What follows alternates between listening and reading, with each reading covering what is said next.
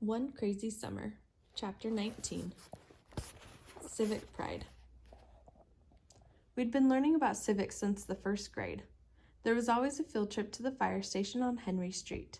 We watched the same film about the firemen, policemen, and mayor who kept our community safe and orderly. The film's narrator reminded every boy, from Ellis Carter to the Jameses and the Anthonys, and every other pants wearer, that they too could grow up to be guardians of our community. We girls were reminded that we could look forward to becoming teachers, nurses, wives, and mothers. Poets were never mentioned. At the center, we had a civics lesson.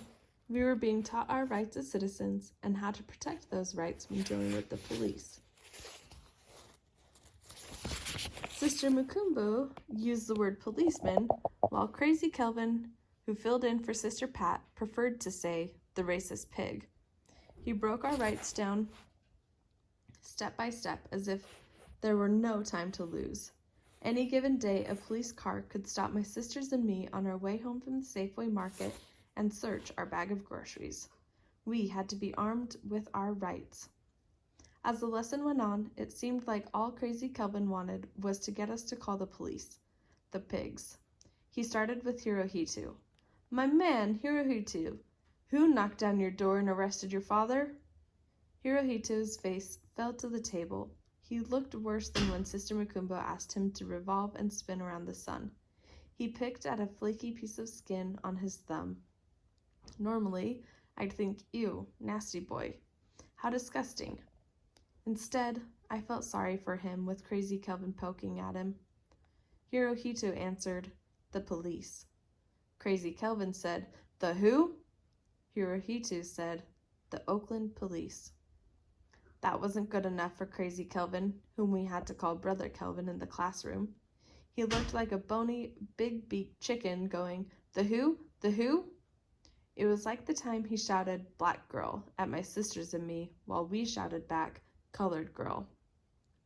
It didn't take sharp eyes to see Sister Mukumbo was annoyed with her helper and, as usual, stepped in to put an end to it. Crazy Kelvin was supposed to talk to us about our rights, not to stand there going, "The who? The who?" Big-beaked Crazy Kelvin wasn't done. He said, "The pigs broke down the door of a Vietnam War hero's house. The pigs handcuffed him without respect for his rights as a citizen. The racist pigs then separated Brother Woods from his family because he dared speak the truth to the people." Hirohito tried to show no change in his face, but he was changing on the inside, where people change when they're sad or angry. He looked directly at me, then looked away. I felt like I was supposed to say something to him, but I didn't know what. Sister Mukumbo thanked Brother Kelvin for being our guest speaker and showed him to the door. Fern tugged the hem of my top.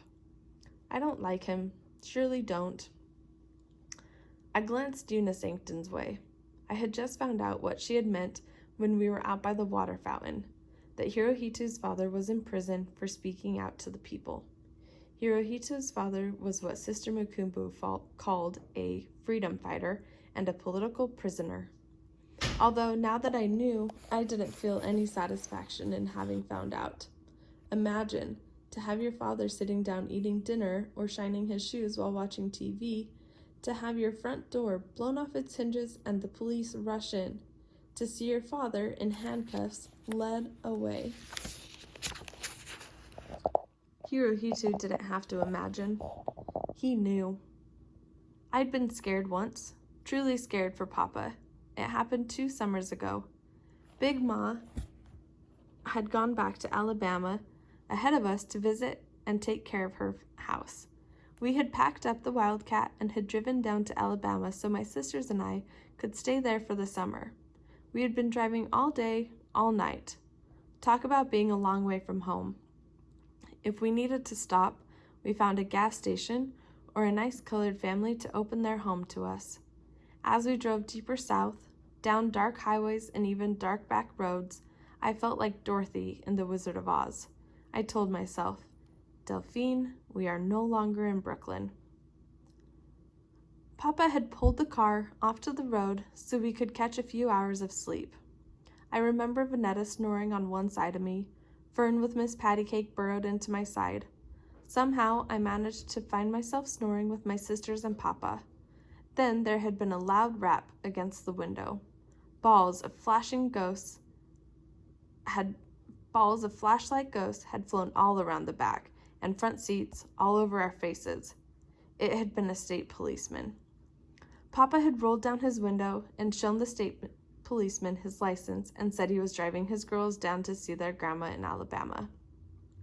The state policeman hadn't offered directions. He hadn't called Papa Mr. Gator, Sir, or Citizens, like the helpful police officer in our Civic Pride film.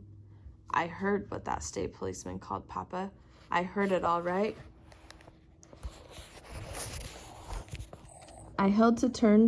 I held to Fern tight, afraid for Papa, afraid Papa might talk back or fight back. When we had arrived at Big Ma's, I had expected that Pa would have told Big Ma all about it. How we couldn't stop and pee anywhere we wanted to. How the state police had rapped on the window. What he'd call Papa. How Papa hadn't hauled back like Cassius Clay and socked the policeman's jaw into the next county. Papa could tell some stories. He speaks them so plain. You believe every word. I knew Papa would have entertained Big Ma. When Big Ma asked, "How'd the trip go?" Pa had said, "We made it down sure enough. You know, Ma, same old, same old."